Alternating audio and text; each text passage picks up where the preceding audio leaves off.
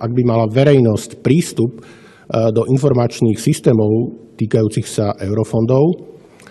tak jednak by sa verejnosti zjednodušila kontrola, nemuseli by vypisovať ľudia, organizácie, mimovládne organizácie, novinári, infožiadosti, ale mali by tie informácie k dispozícii na internete, zo svojej kancelárie, zo svojho domu a na pár kliknutí by sa dostali k informáciám, ktoré potrebujú. A zjednodušilo by to fungovanie aj tým dotknutým inštitúciám, ktoré by nemuseli odpovedať na infožiadosti, nemuseli by vyhľadávať tie informácie, ktoré od nich žiadateľ žiada, nemuseli by si vymýšľať výhovorky, prečo takú alebo onakú informáciu nemusia alebo nemajú zverejniť. Čiže zjednodušilo by to život všetkým a prispelo by to k naplneniu cieľov formulovaných v programovom vyhlásení vlády, ktoré hovoria o vyššej transparentnosti a o zužovaní priestoru pre korupciu. Podobne nebude politická vôľa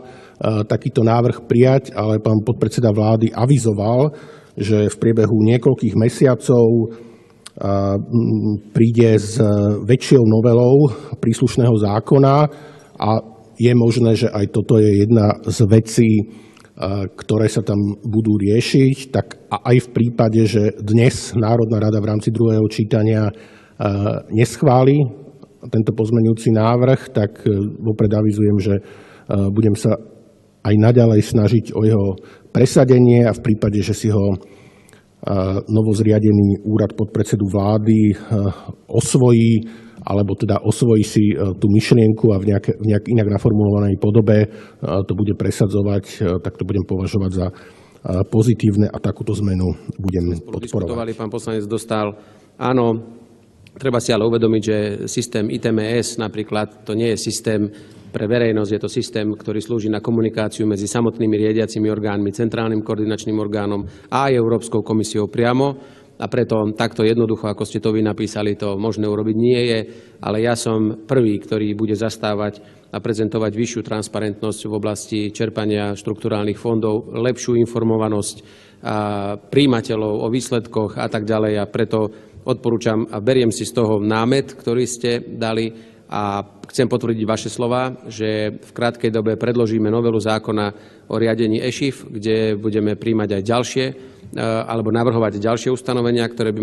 mali stransparentniť a sprehľadniť proces aj v oblasti kontroly verejného obstarávania. A tam poprosím, keby sme diskutovali o tomto návrhu. Ja dokonca ani nebudem sa teraz hrať na to, že označím ten návrh nad rámec zákona alebo nie nad rámec zákona, tak či tak by sme hlasovali o vašej námietke. Takže v tomto prípade, pán predsedajúci a pán spravodajca, netvrdím, že je nad rámec a kľudne dajte o obidvoch pozmeňujúcich návrhoch hlasovať tak, ako ich predložil pán poslanec. S tým ale, že neodporúčam hlasovať ani o jednom, ani o druhom, pretože v prvom prípade ide o zbytočnosť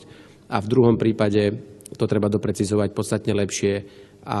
ja sľubujem, že určite sa posunieme v rámci informácií ohľadom čerpania štrukturálnych fondov ďalej dopredu. Ďakujem pekne.